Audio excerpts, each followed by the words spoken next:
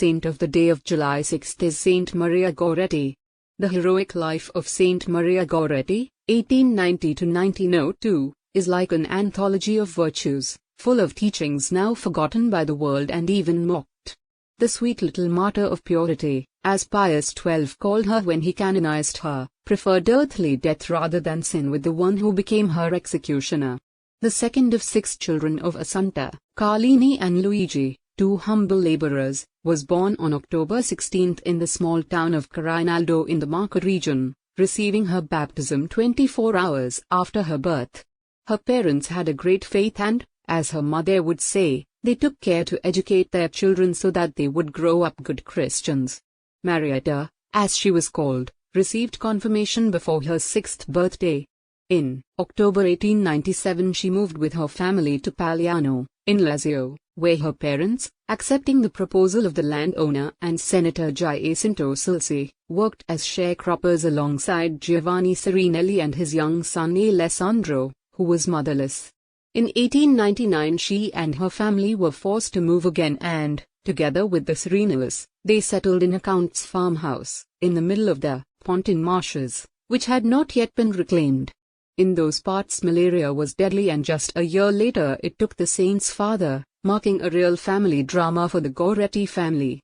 Mama Assunta, left alone to raise the 6 children, had to replace her husband in the work in the fields, while Marietta took over the housework.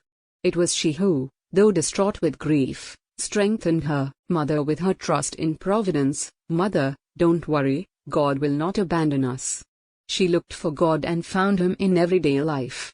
She would get up early in the morning before the others, say her prayers, see to the hen house, prepare breakfast, wake her young siblings, help them prepare for the day and get them to pray.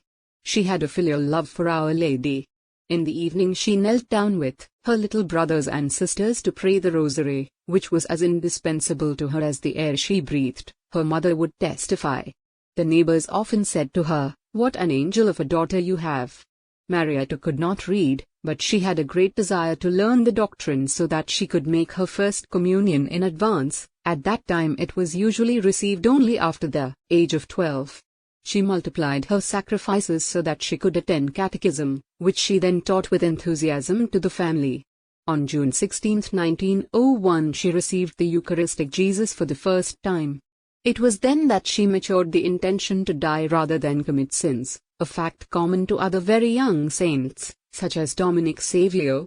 Sunday Mass was the greatest joy for her and nothing prevented her from attending, neither the 11-kilometer walk, nor bad weather.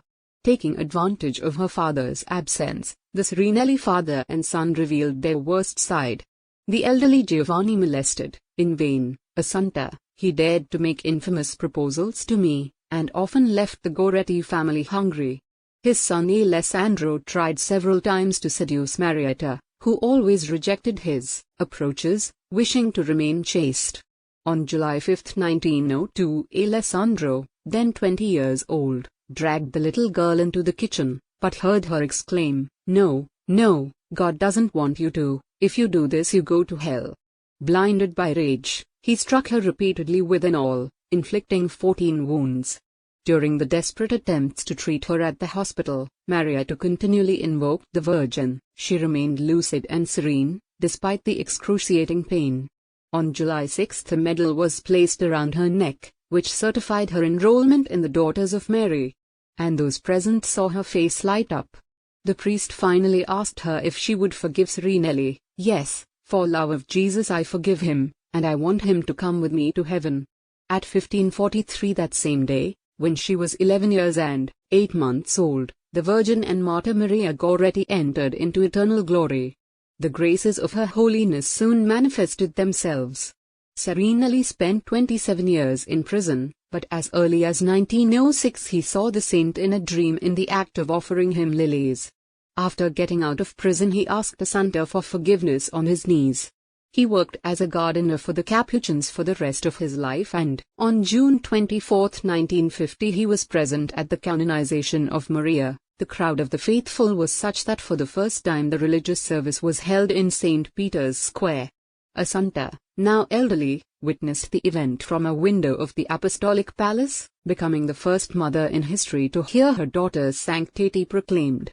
Providence placed Maria Goretti as a lamp to let the light of Christ shine before the Christian virtues she faithfully incarnated, from chastity to obedience to parents, from sacrifice to the concentration on heavenly goods, was subjected to the contempt of the feminist and 1968 movements, heedless of eternity. Virtues to which instead Serenelli looked with gratitude. The converted murderer thus wrote in his spiritual testament, "I am almost 80 years old, about to end my days. Looking back, I recognize that in my early youth I took a false path, the path of evil that led me to ruin. I have seen through the press, shows and bad examples that the majority of young people follow that path, without a thought, and I too did not worry about it. Maria Goretti, now a saint, was the good angel that Providence put on my path.